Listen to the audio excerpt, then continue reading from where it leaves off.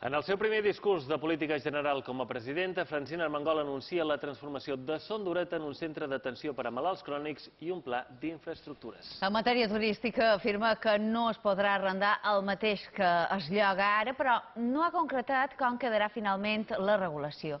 Admet que hi ha problemes de saturació, però demana prudència a l'hora de legislar sobre situacions conjunturals. Ha estat un discurs curt, de 22 pàgines, llegit en manco d'una hora. Francina Armengol defensa que està complint el compromís de transformar el creixement econòmic en un major benestar per als ciutadans i assegura que era necessari tornar a situar les persones com a eix principal de l'acció de govern. En matèria d'habitatge, promet mecanismes perquè el govern pugui fer ús dels pisos buits que ara estan en mans dels bancs i la presidenta ha destacat les bones xifres econòmiques, però ha admès que encara queden molts de reptes per aconseguir. Nosaltres continuarem fent feina perquè els nostres ciutadans visquin millor i perquè aquesta prosperitat sigui sostenible en el temps.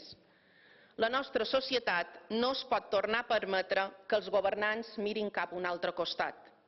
O sigui que ja ho saben, a seguir lluitant perquè voler l'impossible ens cal i no que mori el desig. Moltes gràcies.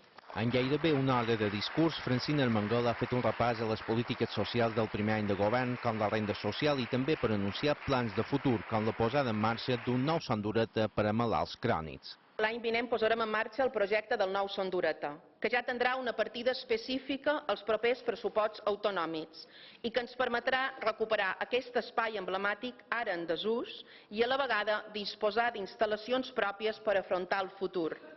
Son d'Ureta tornarà a ser un centre de referència ara destinat a l'atenció a la cronicitat. La presidenta del govern ha afegit que tenen damunt la taula un pla d'infraestructures molt complet. Preveu la construcció de nous centres educatius, sanitaris, residències, equipaments culturals, infraestructures hídriques.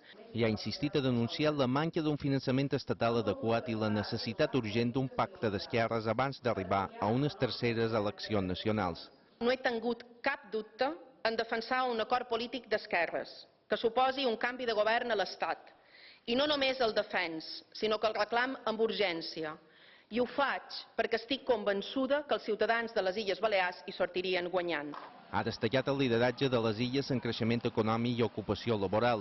També ha admès que s'han produït algunes situacions de massificació turística no desitjables, però ha alertat sobre establir limitacions per fets conjunturals. Així i tot assegura que el lloguer vacacional tindrà restriccions importants. Ens vàrem comprometre a regular-ho i ho farem. I ja els dic ara que no tot el que s'està llogant per turistes es podrà continuar llogant.